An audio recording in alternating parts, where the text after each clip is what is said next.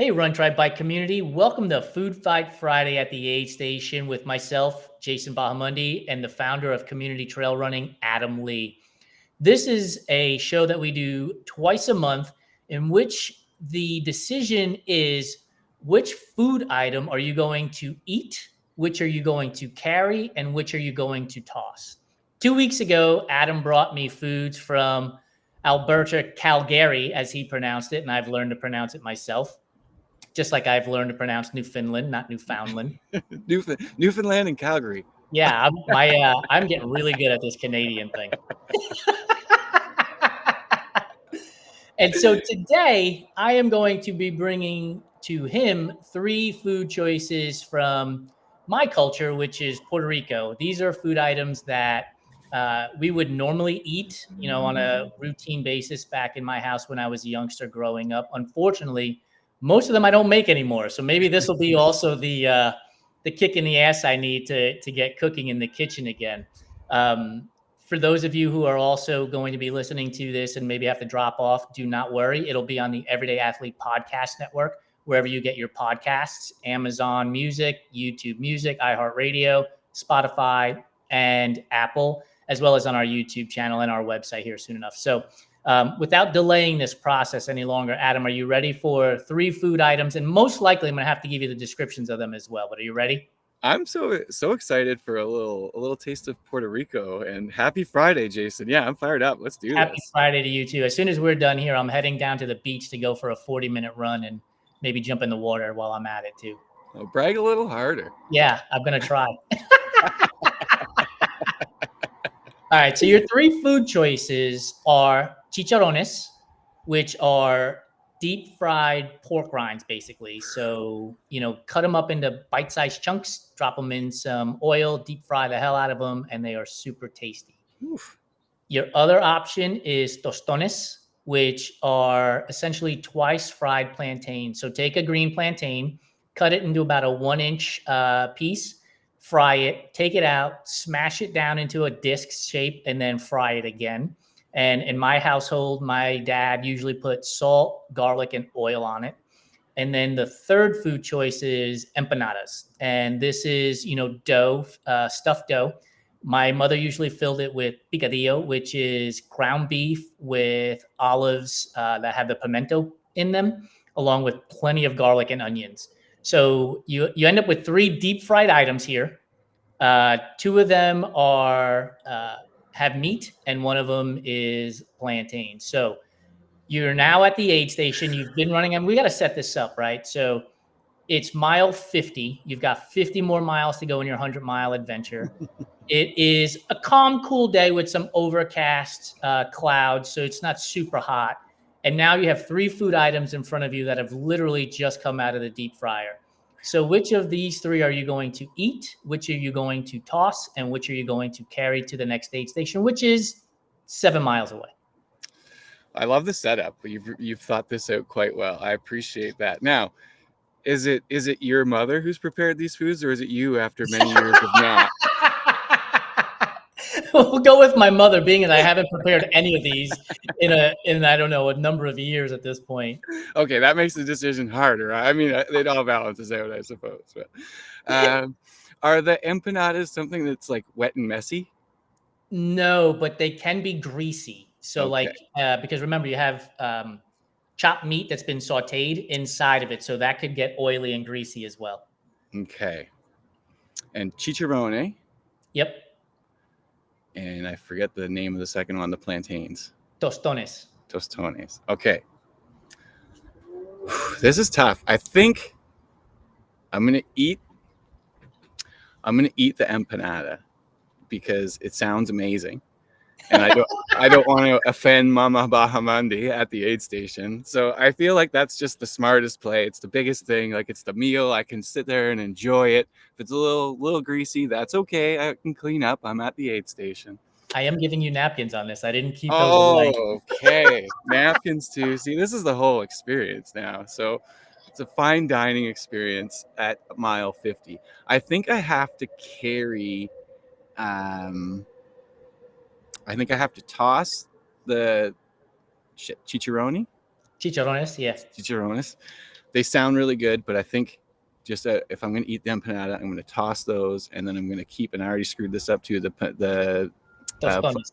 tostones, because those sound delicious and like a little desserty or whatever. While I'm running, they can get me through to the next aid station. I can reminisce on that meal. I'll feel a little bit bad about tossing the chicharrones, but you have to throw one. That's the rule. So that's it. That's how I'm going to roll. That's the worst part of this game is like the first few times it was like, here are the 3 worst food choices you could possibly imagine. It was like, I'm getting rid of these fucking baked beans. I'm not eating this shit. But like now we've given ourselves 3 hard choices. And it's like, man, I don't want to throw any of this stuff away.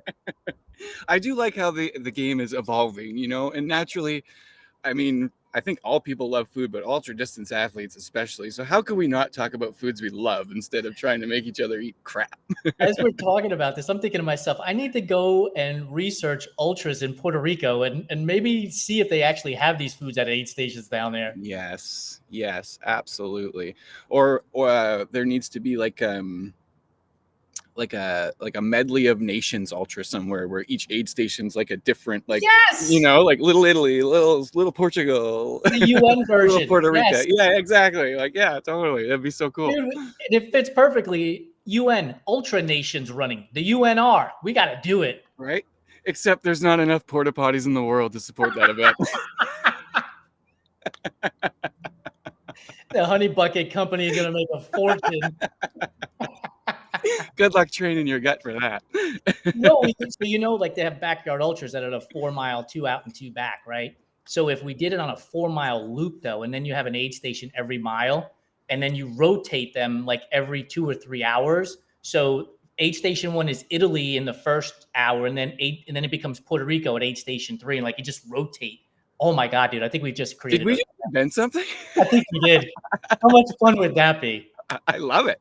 I do. I absolutely love it. And like have everything themed out for the country. It'd be so fun. We could give people passports. And so when you eat at the certain aid station, you get it stamped? Yes. We're doing it. We have to do this now. There's no doubt. We got to figure out, is it 4 miles between LA and Crow's Nest Pass? It might be a teensy bit. You know what? It's just a little further. All you got to do is make it to that next rock. Yeah. That rock just happens to be over the border in Canada, but good luck. I'm serious, man. We're going to have to think about this and come up with a way to do this. There's got to be some place that's a 4 mile dirt loop that, isn't super hilly and crazy where people can come and have fun. You could do it like a 6-hour race, 12-hour race, 24-hour race, and just have a blast. Food festival. Yeah, totally. Oh my God, dude. And so by the way, we could have Kristen from 7 Summit Snacks with the dessert at the end of the event, right? Yeah, I don't think they'd be a hard sell. Nah, she's a chocolate scientist. She knows what's up. What a great title, by the way. Right? It's awesome. Okay, now you have to answer what you would do with your mom's food. So what Mama Bahamundi's food are you gonna throw out? I feel like you're gonna get the wooden spoon. Yeah, bless her soul. My mom has left us, so fortunately there is no wooden spoon. Sorry.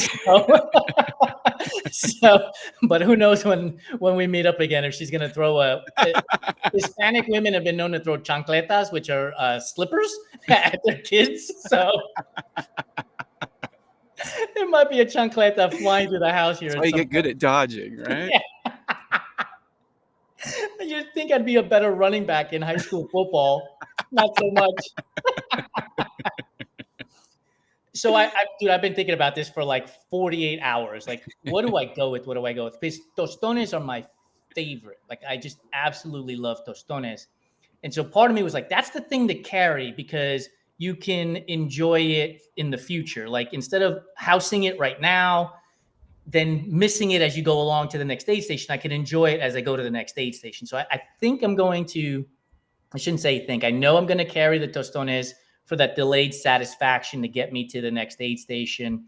I haven't eaten either an empanada or a chicharrone in ages since I went plant-based, but chicharrones, like, they bring back such memories of sitting around the dinner table with my dad that has to be the thing. You know, I get to mile 50, I'm exhausted, I'm spent, and I get to eat chicharrones with the memory of my father, which means I have to toss the empanada, which means memories with my grandmother go out the window because grandma would always make those around Christmas time as well. And so, sorry, grandma, but the empanadas have to go in the trash for now. But dude, there is so many other items like I just totally skipped out on. So tostones are like the initial version on the way to mofongo. So mofongo is you take essentially the tostone and you put it in the mortar and pestle and you smash it up with more oil and more garlic and then you form it. Some people form it into a ball. Some people form it into like a bowl. And then you put in the top of it whatever it is that you want. So oftentimes pork or vegetables or chicken, and it's phenomenal. And there's a vegan joint down here in LA that sells vegan mofongo, which is fantastic. But then acapurias and papareñas, like it's so many items, dude. Like we could be playing this game until next month with all those different items that are out there. Well, all I can imagine now is in this hypothetical race that you'd just be this giant ball of like food and tears with thinking about all your family emotions and all of that comes along with it. Like, exactly. Oh man. With napkins everywhere, grease all over my face. Bawling. I'm so happy. Yeah, it might have to be the tears of the Ultra Nation endurance run. I swear I'm having a good time. Yeah. So are you crying of memories or are you crying of pain because you've been running for 22 hours? Which one? Right? Like everything in life, there is no definite one or the other.